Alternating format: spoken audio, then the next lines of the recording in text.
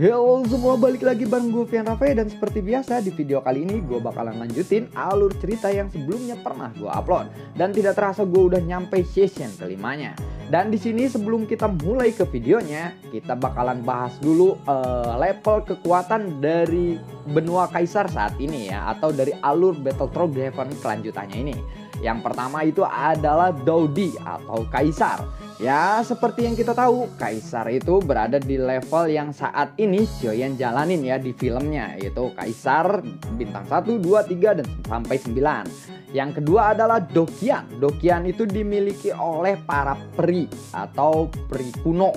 Zaman waktu perang kuno ada peri yang nyisain 3 orang dari masing-masing ras, satu kaisar bintang 9 aja. Itu level kekuatannya ada di Dokian. Kalau dewa pertempuran itu adalah saudaranya Kaisar Tuse, yang salah satunya jadi gurunya Xiao Xiao dan Xiaolin. Itu para dewa itu ada di level kekuatan dewa pertempuran. Dan kalau yang maha tinggi itu masih statusnya masih belum diketahui kalau buat kita ya, siapa yang udah nyampe ke yang maha tinggi. Nah, di setiap kekuatan juga sama ya, ada tingkatannya dari bintang 1 sampai 9. Dan di setiap tingkatan itu ada level-levelnya, dari mulai level awal, tengah, puncak, dan akhir. Kalau misalkan kebalik-kebalik, gua bakalan tulis di kolom deskripsi. Dan tanpa banyak basa-basi lagi, yuk kita langsung check this out aja alur ceritanya.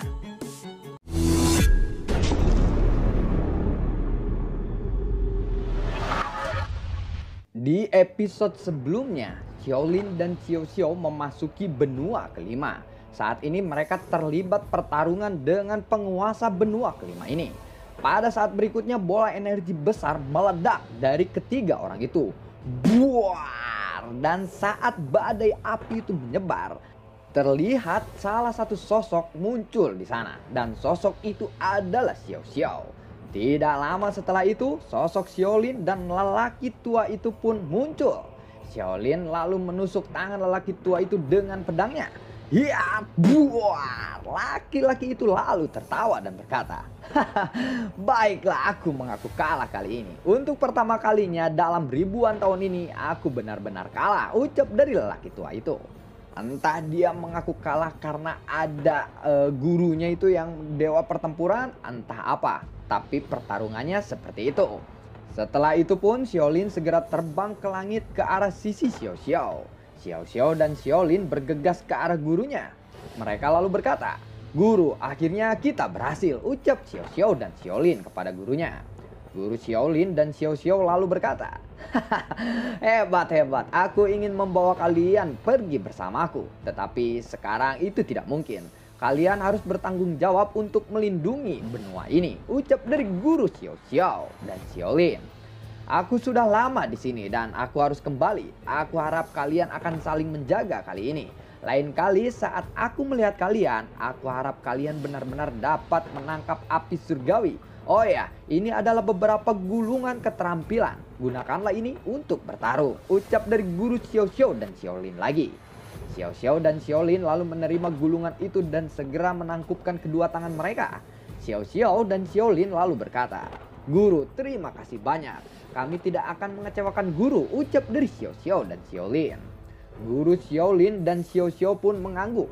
Setelah itu dia lalu mengayunkan lengannya dan lubang spasial pun lalu terbentuk. Dia pun segera memasukinya dan menghilang dari hadapan Xiao Xiao dan Xiaolin. Xiaolin lalu berkata, "Saudariku, menurutmu seberapa kuat guru itu?" tanya dari Xiaolin. Xiao Xiao lalu berkata, "Sangat kuat sehingga kita tidak bisa membayangkan kekuatannya," ucap dari Xiao Xiao. Sementara itu, di benua kaisar, Xiaoyan tersenyum dan berkata, "Sepertinya era berikutnya adalah milik mereka," ucap dari Xiaoyan. Sementara itu, kita akan diperlihatkan scene flashbacknya dokter peri kecil dan Xiaoyan ketika Xiaoyan belum berangkat ke benua kaisar. Di sini diperlihatkan dokter peri kecil sedang menaiki elang yang besar hendak pergi ke suatu tempat. Setelah berpamitan dengan Xiaoyan, dokter peri kecil melambaikan tangannya dan segera pergi dengan elang yang dia tunggangi. Xiaoyan di puncak bukit lalu berteriak, "Dokter peri kecil, sampai jumpa lagi di masa depan," ucap dari Xiaoyan. Dokter peri kecil lalu berkata, Ya, hati-hati Xiaoyan, ucap dari dokter peri kecil. Ingat, jika kita bertemu lagi, jangan membenciku ya. Karena mungkin aku akan sangat sedih jika itu terjadi, ucap dari dokter peri kecil kembali. Dokter peri kecil pun semakin terbang menjauh dari Xiaoyan. Air matanya terus mengalir dengan deras. Setelah meninggalkan Xiaoyan, dokter peri kecil datang ke sebuah desa yang kecil di bagian utara Kekaisaran Kanaan. Dia di sini dirawat oleh pasangan tua yang tidak mempunyai anak. Dengan keterampilan medisnya, dia membuka toko obat untuk mengobati orang-orang di desa ini. Orang-orang tua itu sangat mencintai dokter peri kecil. Mereka sangat menyayangi dokter peri kecil, bahkan memperlakukan dokter peri kecil seperti anak mereka sendiri. Dokter peri kecil lalu melangkah berjalan di desa. Tidak peduli siapapun itu, dokter peri kecil akan menyambutnya dengan sopan. Dokter peri kecil pun lalu bergumam, hidup ini benar-benar indah. Aku akan sangat menyenangkan jika kamu juga ada di sini, Xiaoyan. Sekarang kamu masih terus belajar dengan keras, tetapi aku sangat merindukanmu. Aku tidak tahu kapan kita akan bertemu lagi, ucap dari dokter peri kecil di dalam hatinya. Dokter peri kecil pun lalu mengambil Gunaderma lucidum. Gunaderma lucidum sangatlah beracun. Jika seseorang menyentuhnya, kulit seseorang akan segera bernanah dan terkena serangan jantung. Dokter peri kecil lalu memasukkan Ganoderma lucidum beracun ke dalam mulutnya, dan racun ungu pun keluar dari mulutnya. Lalu tiba-tiba tubuh dokter peri kecil bersinar penuh dengan warna. Racun yang masuk ke tubuhnya akan diubah menjadi Doki. Seseorang pria parubaya tiba-tiba datang. Dia lalu tersenyum dan berkata kepada dokter peri kecil, "Hei dokter peri kecil, sedang apa kamu di sini?" ucap pria parubaya itu. Saat pria parubaya itu akan mendekat, dia tersandung dan tidak sengaja menyentuh lengan dokter peri kecil. Dokter peri kecil sangat terkejut. Dia segera mundur, tetapi sudah terlambat untuk mundur. Setelah menyentuh lengan dokter peri kecil, telapak tangan pria parubaya itu lalu tiba-tiba menjadi hitam. Dan racun dengan cepat menyebar. Saat pria parubaya itu akan mengatakan sesuatu, racun itu sudah membuatnya mati. Penduduk desa yang lainnya sangat terkejut melihat itu. Kejutan itu berangsur-angsur berubah menjadi kemarahan. Orang-orang lalu berkata, "Apa yang telah terjadi dan apa yang kamu lakukan kepadanya, dokter peri kecil?" ucap dari orang-orang. Dokter peri kecil lalu berkata, "Bukan aku tidak bermaksud begitu," ucap dari dokter peri kecil. Seseorang remaja lalu keluar dari kerumunan dan berkata, Kakak apa yang kamu lakukan?" ucap dari remaja itu. Remaja itu lalu berlutut di depan pria parubaya itu. Remaja itu kembali berkata, "Apakah yang kamu lakukan kepada kakakku?" ucap dari remaja itu. Remaja itu bergegas ke arah dokter peri kecil. Dokter peri kecil segera berkata, Jangan dekati aku dan jangan sentuh aku," ucap dari dokter peri kecil. Remaja itu tetap maju dan menyentuh dokter peri kecil. Saat dia menyentuh dokter peri kecil, racun hitamnya pun menyebar dengan cepat. Dan remaja itu pun juga seketika mati karena itu. Orang-orang yang melihat itu segera berkata, "Dia adalah monster, dia adalah monster pembunuh," ucap dari orang-orang. Saat orang-orang akan menyerang dokter peri kecil, tubuh dokter peri kecil lalu bersinar dengan penuh warna. Gas beracun lalu menyebar. Kebisingan orang-orang di sekitaran mereka lalu hilang. Orang-orang yang akan menyerang dokter peri kecil pun tiba-tiba mati dalam seketika. Dokter peri kecil tidak bisa menahan air matanya. Air matanya selalu mengalir di pipinya. Dia segera berlari ke arah toko obat. Orang tua angkat dari dokter peri kecil sangat khawatir melihat keadaan dokter peri kecil yang seperti itu. Orang tua angkat dari dokter peri kecil bernama Bibi Yun dan Ciang. Bibi Yun lalu berkata kepada dokter peri kecil, "Ada apa denganmu?" tanya dari Bibi Yun. Dokter peri kecil lalu berkata, "Bibi Yun, aku tidak tahu kenapa aku bisa seperti ini," ucap dari dokter peri kecil.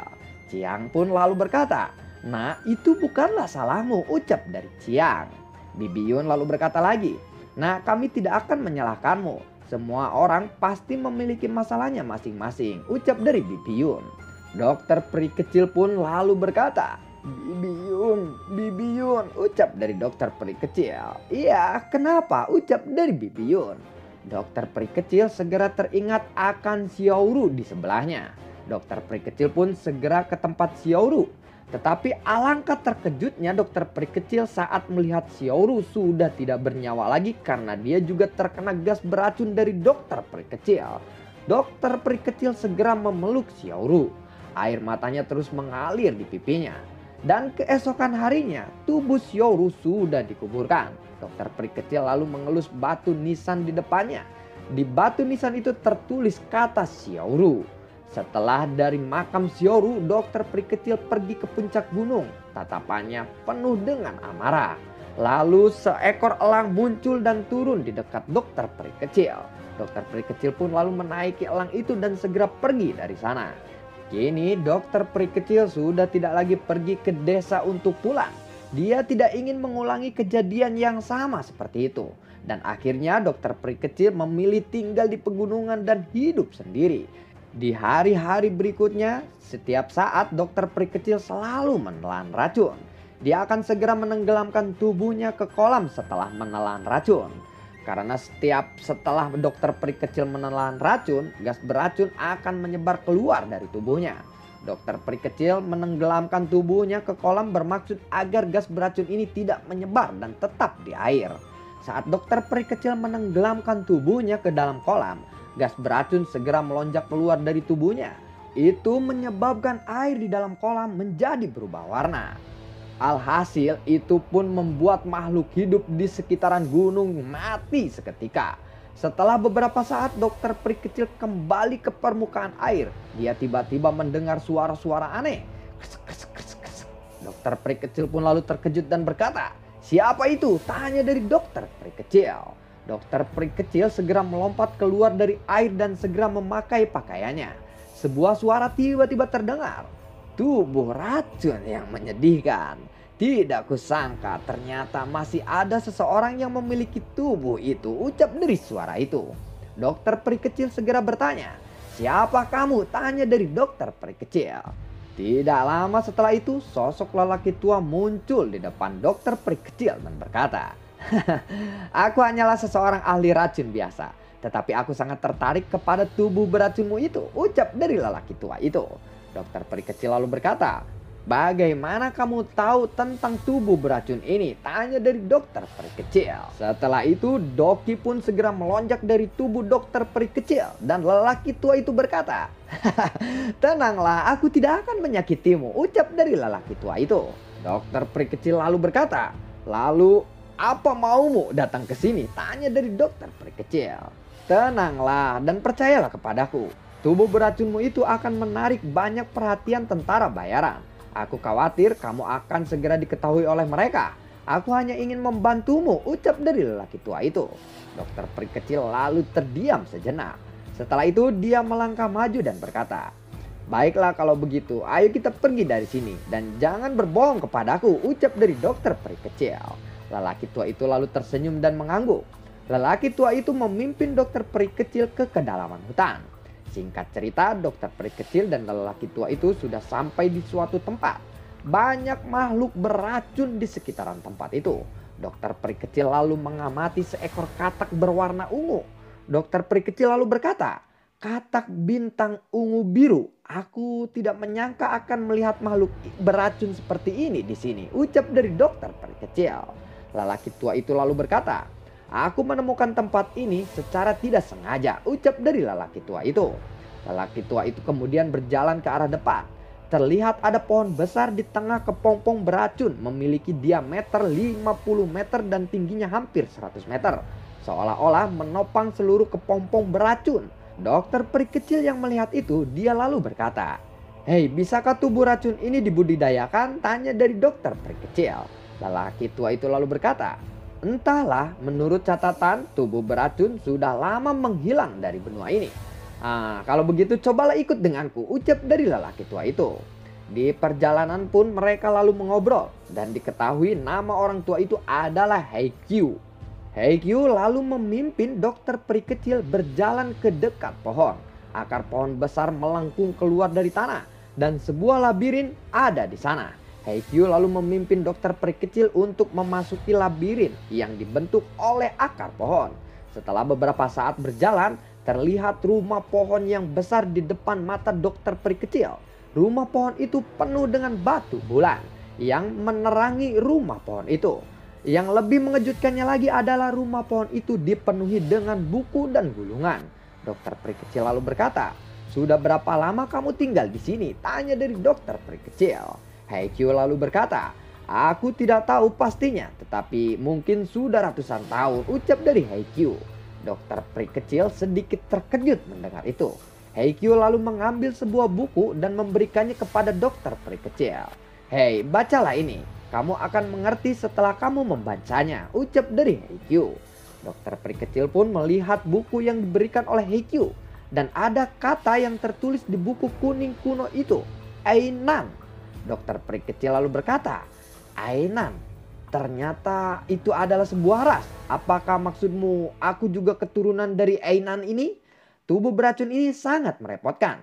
Jika tubuh racun ini bisa dikendalikan, mungkin aku tidak akan menyakiti orang-orang di sekitarku lagi pada saat itu," ucap dari dokter peri kecil.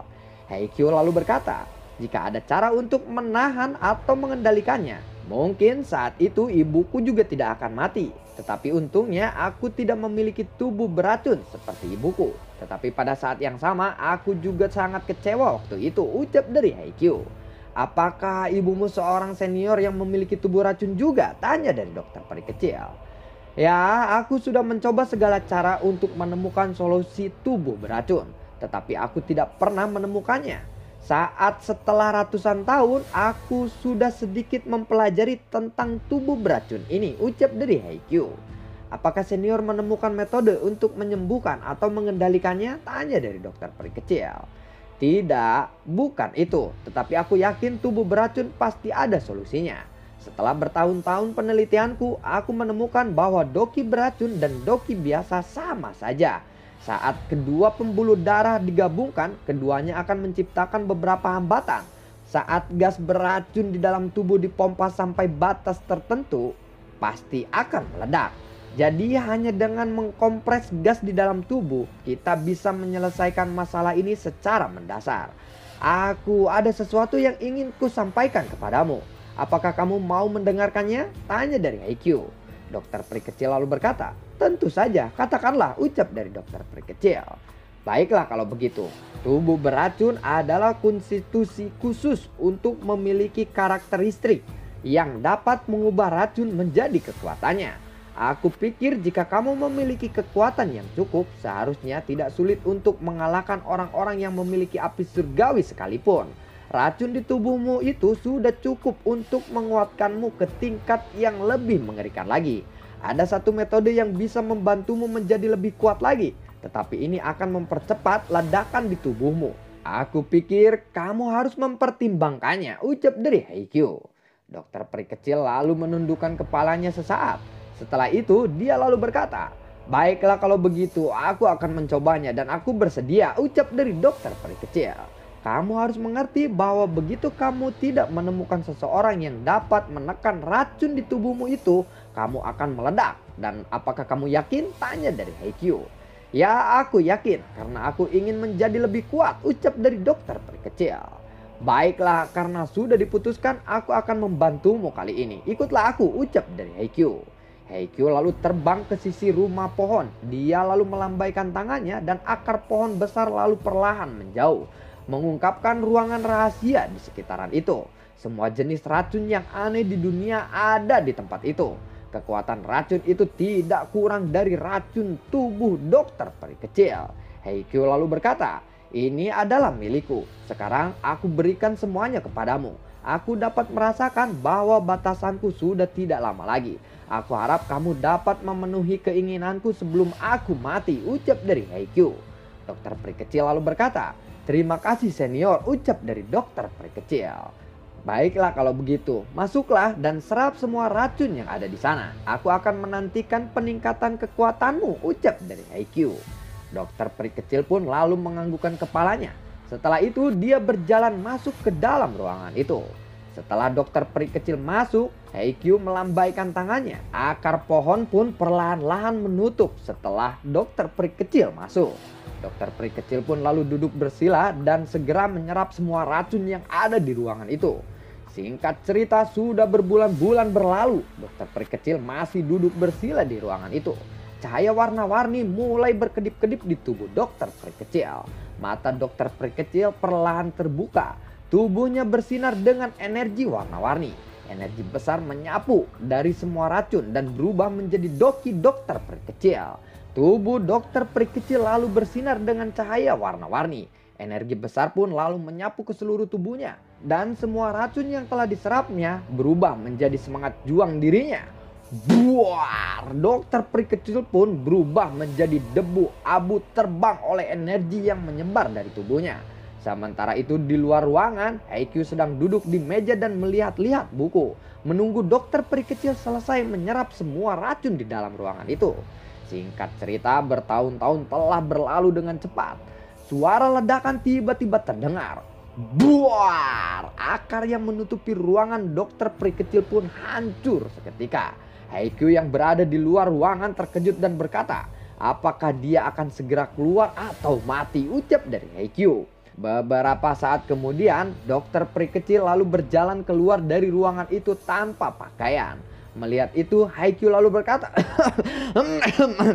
bisakah kamu memakai pakaian dulu? Ucap dari Haikyu. Mendengar itu, wajah dokter peri kecil pun seketika memerah. Dia pun segera menggunakan pakaiannya. Haikyu lalu berkata, aku telah memberimu semua harta benda dalam hidupku. Aku hanya bisa membantumu sampai titik ini. Kini semua tergantung kepadamu. Ucap dari Haikyu. Dokter peri kecil lalu berkata, terima kasih senior, ucap dari dokter peri kecil.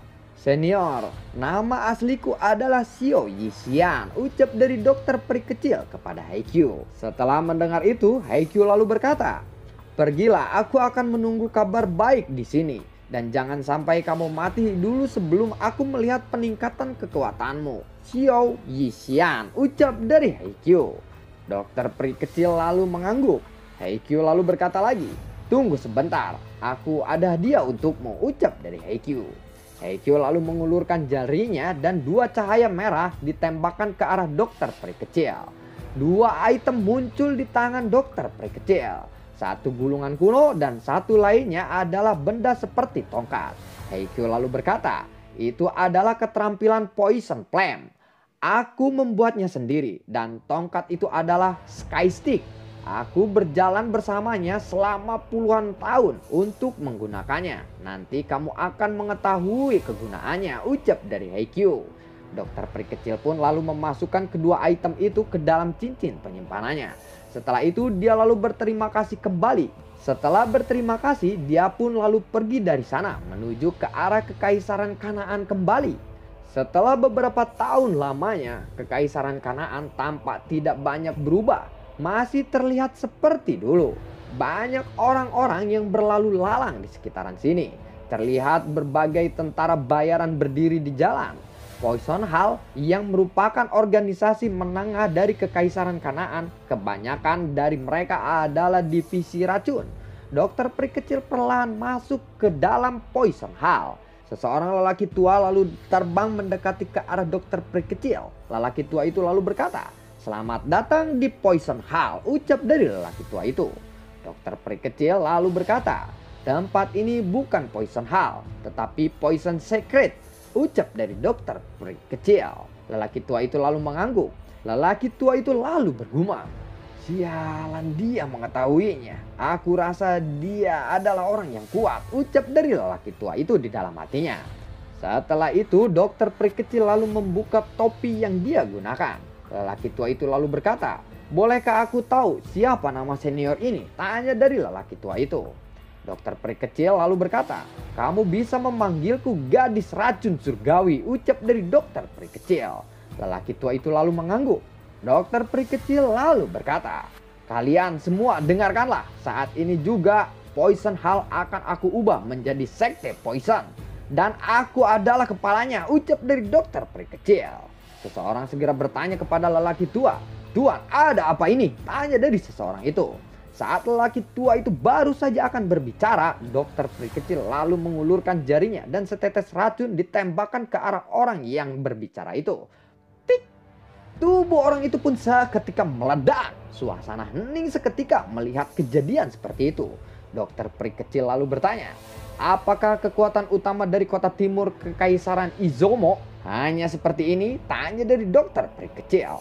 Lelaki tua itu lalu berkata, Nona, Soperiget dan Cheng memiliki 3 kekuatan utama, yaitu Geng Serigala Kuno, Yizunzong, dan Tao Lizong. Ketiga kekuatan ini memiliki kekuatan yang besar. Dan Poison Hal kita juga telah bersekutu dengan Ji Yunzong, ucap dari lelaki tua itu. Ji Yunzong ya. Malam ini nama itu akan menghilang dan digantikan oleh sekte racun, ucap dari dokter peri kecil. Lalu bagaimanakah kelanjutan ceritanya? Nantikan konten gue berikutnya dan semoga sehat selalu untuk kalian. Di session kelima ini kita akan diajak flashback dulu ke dokter peri kecil. Entah nggak tahu kenapa ya. Yang mungkin pernah kalau yang nonton BTTH sebelumnya itu ada dokter peri kecil pernah menceritakan ketika dia pergi berpisah dengan Xiaoyan. Nah ini mungkin di scene ini kita akan mengetahui fullnya versi dokter peri kecil ya. Gitu ya. Oke, terima kasih semuanya dan semoga sehat selalu untuk kalian. Gua selalu ucapin terima kasih banyak buat kalian yang sudah mendukung channel ini dari awal hingga saat ini, dan gua selalu ucapin terima kasih banyak buat kalian juga yang sudah mensupport channel ini lewat link Saweria di bawah kolom deskripsi. Oke, dan bagi kalian yang suka akan alur cerita kelanjutan dari Battle Through Green Heaven ini, kalian bisa like, share, dan bagi-bagikan ke teman kalian. Ya, sampai ketemu lagi di video gue berikutnya dan sampai jumpa. Assalamualaikum. Dadah.